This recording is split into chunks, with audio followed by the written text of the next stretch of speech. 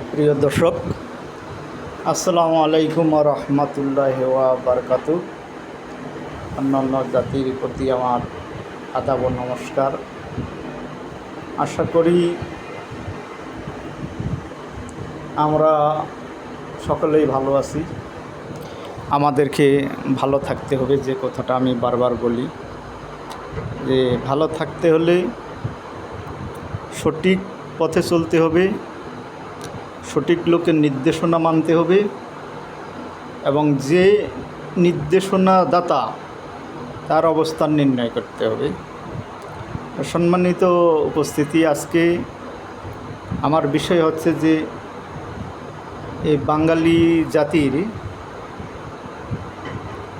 সঠিক পথে কি এখনও ফিরছে না, এদের যে পূর্বের কৃষ্টি কালচার, যে কৃষ্টি কালচারের বিনিময়ে আমরা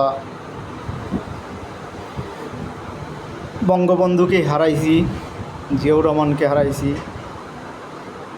এরশাদকে আন্দোলন করে পতন করতে হয়েছে, আমাদের মাঝে 1/11 গেছে, 24শে আগস্ট গেছে,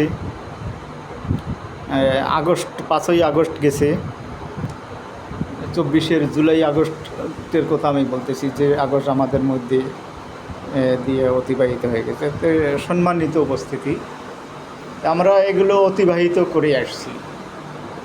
এখন আমার বিষয় হচ্ছে যে এই যে প্রেক্ষাপটগুলো তৈরি হয়েছিল, এগুলো কী জন্য হয়েছিল, আর যে জন্য এই প্রেক্ষাপটগুলো তৈরি হয়েছিল আমরা কি এগুলা এখন পর্যন্ত নির্ণয় করতে পারছি বা নির্ণয় করে আমাদের অবস্থানের পরিবর্তন ঘটাতে পারছি? আমার মনে হয় যে এখনও আমরা সেই অবস্থান কি নির্ণয় করতে পারি নাই, বা তার সঠিক জায়গায় আমরা দাঁড়াতেও পারি নাই। তার উৎকৃষ্ট প্রমাণ যে এদেশের দুইটা সাইট, যে সাইটগুলো আমাদেরকে নিয়ে রঙ্গ তামাশায় মেতে উঠছে। একটা সাইড হলো যে রাজনীতিবিদরা, আর দ্বিতীয় সাইড হচ্ছে এদেশের উপরস্থ কর্মকর্তারা।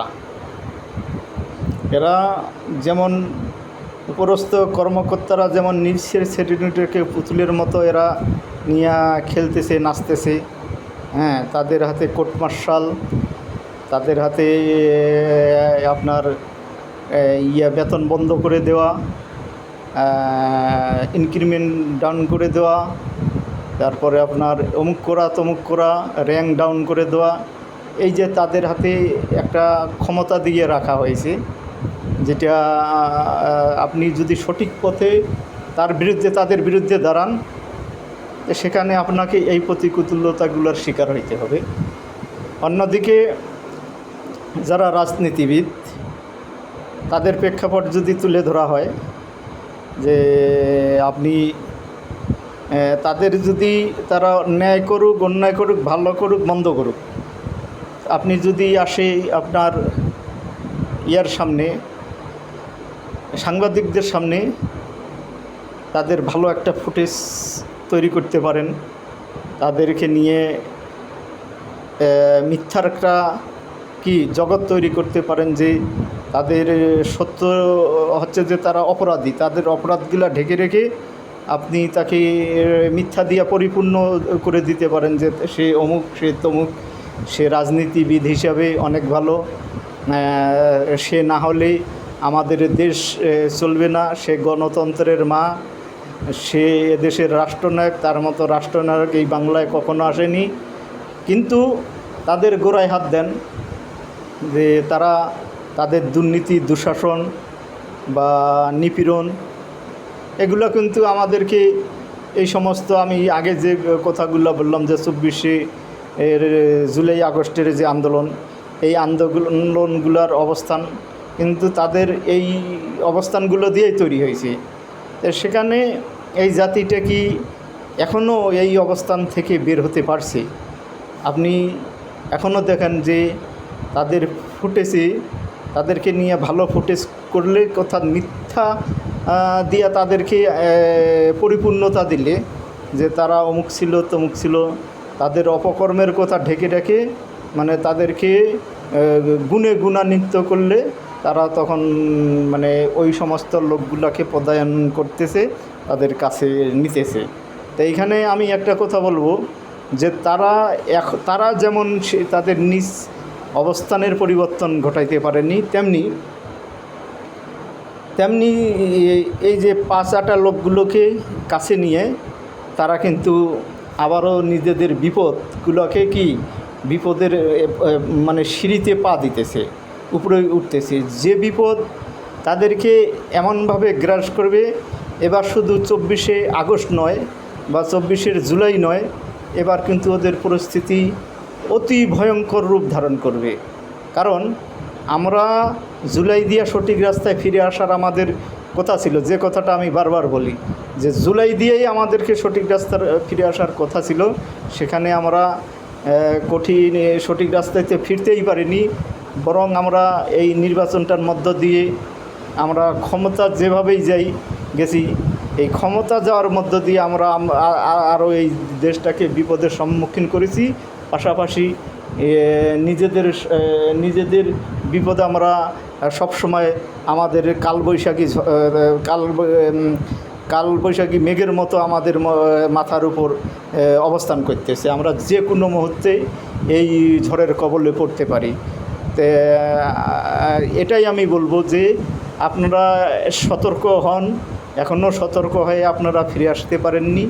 আপনাদের দেশের প্রতি যে আপনাদের ভালোবাসা দেখান, সেখানেও আপনারা একটা মিথ্যার জগৎ তৈরি করে এদেশের মানুষকে পূর্বেও যেমন ধোঁকা দিয়েছেন, আপনারা এখনও ধোঁকা দিয়ে যাচ্ছেন। তাই এই অবস্থান থেকে আপনারা অতি শীঘ্রই বের হন।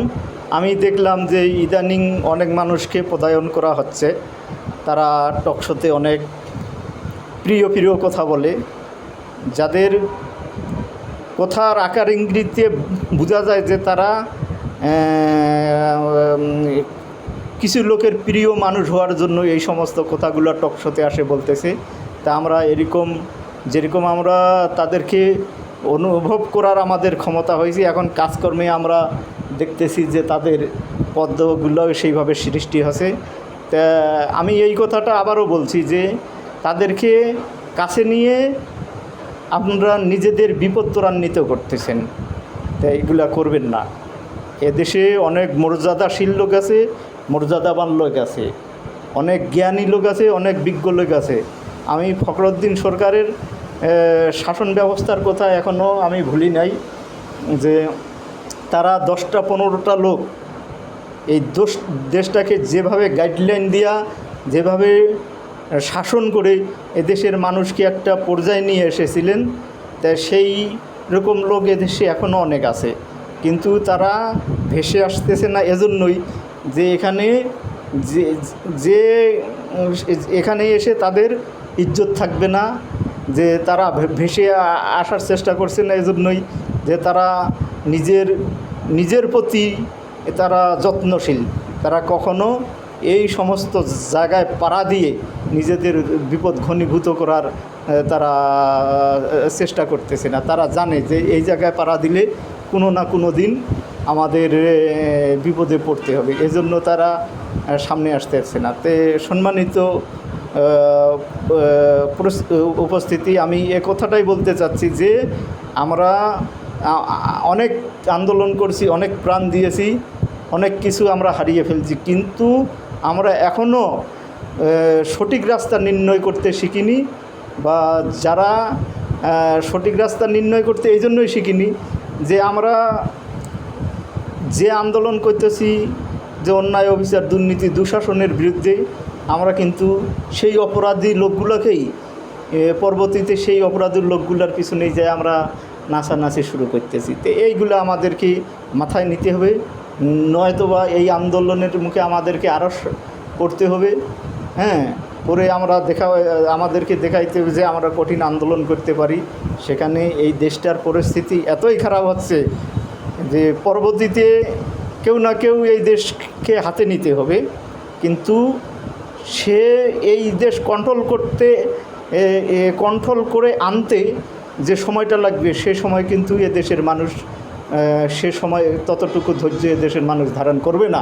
কারণ এই বাঙালির ধৈর্য, সেরকম ধৈর্য এখনও তৈরি হয় নাই বা সেরকম জ্ঞানও এখনও এই বাঙালির অর্জন করতে সক্ষম হয়নি। তাই আমি বলবো যে আমরা সতর্ক হয়ে সঠিক রাস্তায় ফিরে আসি, তবেই আমাদের নিস্তার মিলবে, অন্যথায় নয়।